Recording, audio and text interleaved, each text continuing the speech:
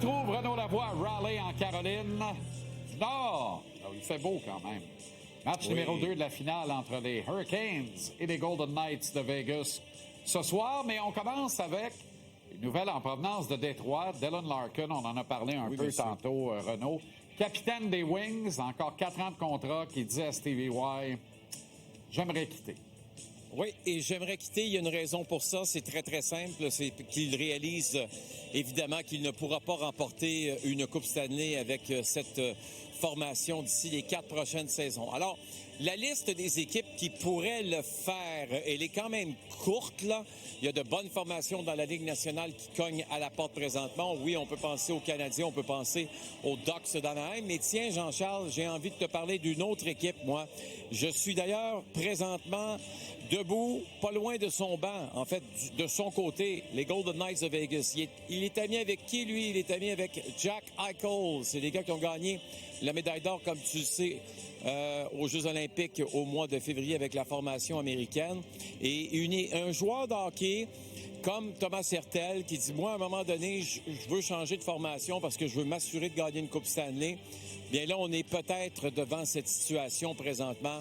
On sait que les Golden Knights de Vegas, c'est une équipe de vétérans, une équipe aguerrie. Alors, d'une manière ou d'une autre, c'est certain que les Golden Knights vont se montrer intéressés. On verra la suite des choses, évidemment, dans le dossier du capitaine des Red Wings qui a dit « Moi, je ne joue plus ici ». Oui, parce qu'à chaque fois qu'il y a un poisson moindrement intéressant dans l'étang, tu vois tout de suite la chaloupe des Chevaliers entrer sur l'étang. Après, tu vois la chaloupe des Éclairs. Puis après, tu vois la chaloupe des Panthères. Fait qu'eux autres sont toujours les premiers à taquiner la truite, évidemment. Là. Fait que, quel est l'espace de la chaloupe du Canadien là-dedans? Ça, c'est une bonne question. Écoute, moi, je pense que Dylan Larkin a un respect immense à l'endroit des Canadiens de Montréal. Mais tu viens de nommer ici des formations qui sont beaucoup plus vieilles, qui sont plus expérimentées et des formations, donc, aguerries qui, dans le cas des Panthers, ont gagné la Coupe cette année lors des 2 dernières années. Le Lightning, on a été capable, évidemment, d'être très agressif au cours des dernières saisons, mais on n'a pas été en mesure de passer, la première ronde là, depuis un bon moment. Est-ce qu'on a besoin d'aide? Très certainement. La liste, elle est où? On parlait des Golden Knights un peu plus tôt. Moi, je pense que c'est plus les formations qu'on vient de mentionner qui vont l'intéresser. Mais c'est sûr que les Canadiens de Montréal, on va le répéter, on cogne à une porte présentement, mais on a tellement besoin de ce deuxième joueur de centre. Et la question se pose, là, est-ce que les Canadiens de Montréal ont plus de gagner une Coupe Stanley dans l'Est d'ici les 3 prochaines saisons que les Panthers ou le Lightning? Je vous laisserai débattre de ce dossier-là. Ouais, exact. Mais c'est intéressant. C'est une vraie question à poser. C'est une vraie question. On ne pouvait pas en poser il y a 1 an à peine. Fait que c'est merveilleux. Non. On est rendu là, comme quoi ça change très, très vite. Mais tu sais, si je suis Stevie Y, si l'offre est égale, l'envoi dans l'Ouest, là, je veux pas l'avoir d'impact dans la même division, Tabaslac. Ça, c'est sûr. Ça, c'est l'autre dossier qui est le plus intéressant. Pas question de commencer à avoir Dylan Larkin dans les pattes là, pendant un autre 4 saisons. Faut dire que si tu échanges Dylan Larkin, tu retombes en reconstruction, d'une certaine façon. Exact. OK, si Frédéric Anderson ne joue pas son meilleur hockey, on ne sera pas bien loin de décréter que les carottes vont être cuites et bien cuites pour les Hurricanes. Ouais, à moins que Bossy embarque et vole la série, là, ce qui n'est pas impossible. Oui, ça, c'est un autre dossier. Hein. Il y a 31 victoires, là, lui. Là. Il y a 8 défaites, dont 2 en prolongation. Là. Je ne sais pas si tu le sais, là, mais côté confiance. Et lui, il nous fait gagner. Il est en haut de cette liste-là. Écoute, depuis la série contre les Canadiens, c'est un pourcentage d'arrêt de 865 là, pour Frederick Anderson. Ça ne fonctionne pas. Il a quand même donné 5 buts sur 23 lancés dans la dernière rencontre. Quand on dit ça ne fonctionne pas, après le dernier match, je ne l'ai pas nécessairement blâmé sur les buts qu'il a accordés, mais après révision, je peux pas dire que le premier but, je suis à peu près convaincu qu'il aimerait revoir cette rondelle-là. Ouais. Écoute, il faut limiter les occasions de marquer aussi devant lui parce qu'elles sont quand même très dangereuses. 11 contre 8, les occasions de marquer dangereuses en faveur des Golden Knights dans le dernier match. Belle confrontation. I think a couple of those games, too, you have to look at, we weren't giving up a lot of shots. So the save percentage kind of is a tough one for our team. In North, when we don't give up a lot, there's still quality chances. You just there's not a lot of fluff. You know? So, yeah, I'm not concerned about it. I mean, obviously, you know, we've been fortunate that he hadn't had to play a ton of games there. But you know, we're mindful of it. I mean, he knows what he needs, and you know, if he starts feeling a little fatigued, he's going to let us know. But I don't think that's going to be an issue.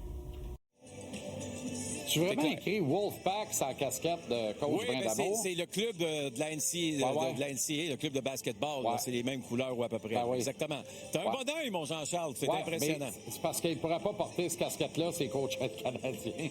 Non, ça, c'est sûr. Ça, je dis rien. OK, on a une belle confrontation entre nos deux Québécois dans cette finale-là. En tout cas, ça s'est bien lancé l'autre soir. Là. Oui, des mises en échec percutantes. On a fait le calcul, c'est 1-1 dans les mises en échec. Ouais. Donc, il y a une certaine égalité. Mais il faut s'habituer donc à voir ces deux hommes-là se frotter au cours des prochains jours. Puis c'est le fun parce que le niveau de respect entre les deux hommes est très élevé, Jean-Charles. On va d'ailleurs les écouter. On va commencer avec William Carrier. Ouais, écoute, on va jouer contre l'autre, c'est la série. Fait que c'est un peu une game mentale, puis c'est rendu là. C'est un mais je l'ai eu, fait que ça décide qu'ils vont essayer de rentrer à l'intérieur le plus possible. Ils font le bon job au niveau défenseur, fait qu'ils gardent à l'extérieur le plus possible, puis si on peut rentrer à l'intérieur, on va avoir des succès. Oh, ouais, non, mais tu sais, Will, c'est un joueur d'énergie, frappe fort, il est un peu dans le même style que moi, fait que non, j'adore ça jouer contre. On se parlait en même temps, c'est un peu drôle. En français? Oh, ouais, en français. Très intéressant. Je les prendrais les deux, moi. Ah, oui. Les deux. On les prend les deux, c'est sûr. Puis à manager avec ça, on commence à jaser, là.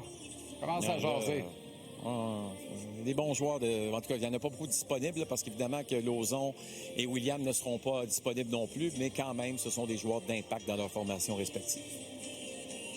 Bon, tu veux parler de la fin du match numéro 1 et de la réaction du banc des Golden Knights, des coéquipiers, en fait, de Mitch Marner. On s'est tout de suite garoché sur Marner et non pas sur le gardien Carter Hart, comme le veut la tradition à la fin d'un match de hockey. Parce que même Carter Hart savait que si Mitch Marner ne bloquait pas cette rondelle-là, elle se retrouvait derrière lui. Ça te donne une idée de l'importance du jeu, évidemment, ici, de Mitch Marner. Écoute, sacrifier son score, c'est très important. Des fois, là, il y a toutes sortes de façons de gagner, comme tu le sais, Jean-Charles. Tu peux marquer des buts, tu peux faire des belles passes, comme il l'a fait aussi Mitch Marner dans le dernier match, mais tu peux bloquer un lancer. Puis, sais-tu quoi? Bloquer un lancer de cette façon-là, je peux te garantir que quand ça va être le temps de voter pour le Conn Smythe, là, ceux qui vont voter vont s'en rappeler très, très certainement. Là, tu m'intrigues, Renaud. Je sais. Serais-tu redevenu un fan de la NBA? Écoute, hier, le match entre les Knicks et les Spurs, c'est un classique. Mais tu sais que l'an passé, je décriais le fait que c'était là, des gars là, avec de beaux petits bandeaux puis les beaux petits cheveux, puis il fallait évidemment que tout le monde soit propre, que tout le monde soit beau, personne se touchait, tout le monde se faisait des gros câlins après la rencontre. Moi, ce que j'ai vu hier soir, c'est complètement différent. Jalen Brunson là, des Knicks, là, je m'excuse, là, commence le match, sort de la rencontre blessé un genou, se blesse à une cheville par la suite.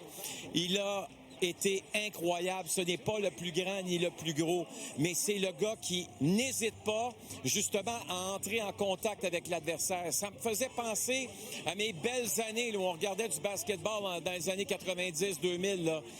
C'est des équipes qui ne s'aimaient pas, les joueurs ne s'aimaient pas, et j'ai reconnu un peu la même chose hier du côté des Knicks contre les Spurs. Chapeau, bravo, parce que l'an passé, là, c'était une disgrâce. Il n'y a pas une autre façon de dire comment la finale s'est déroulée. Il n'y avait aucune animosité.